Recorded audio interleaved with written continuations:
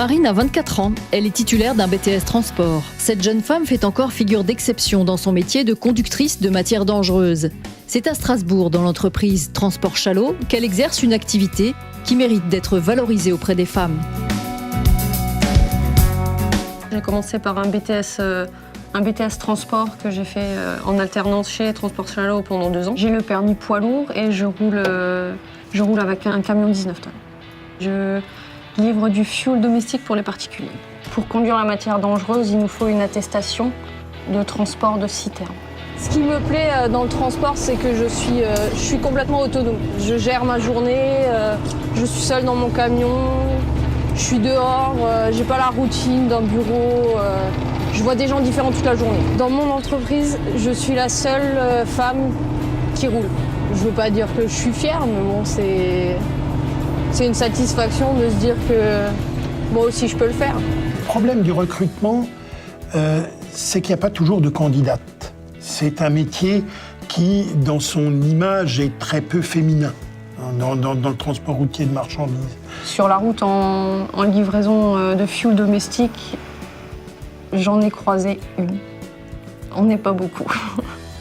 Bien qu'il soit encore rare, le personnel féminin est particulièrement apprécié des professionnels du transport de marchandises. On travaille pour des grands groupes pétroliers, puisque c'est de l'hydrocarbure. Récemment encore, ils m'ont dit si on pouvait retrouver une conductrice, ça nous plairait. Ce qu'on me dit en retour des clients, c'est qu'une femme, c'est plus soigné, ça fait plus attention, ça sourit, ça discute. Dans ce métier-là, il faut être très précis, il faut être, je dirais, presque méticuleux. Et ça, c'est vrai que c'est quelque chose qu'on retrouve beaucoup plus chez les femmes que chez les hommes. C'est fini l'époque où il fallait des bras énormes pour tourner le volant. Les femmes n'ont pas perdu leur féminité parce qu'elles sont devenues conductrices. Et je me souviens les avoir vues manœuvrer, par exemple, des marches arrière ou des choses comme ça, des choses plus techniques, absolument merveilleuses. C'était impressionnant, quoi.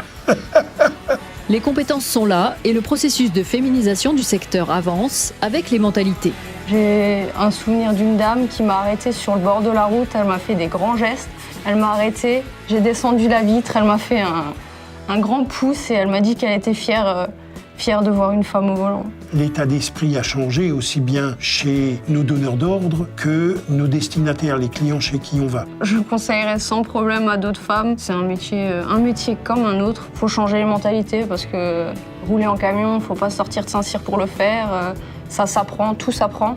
C'est pas un permis poids lourd qui va m'arrêter moi, en tout cas. La détermination de Marine pourrait faire école. Aujourd'hui, l'OPCA Transport soutient les femmes désireuses de se former au métier du transport. Le secteur propose des emplois à tout niveau de qualification, y compris dans le transport routier de marchandises.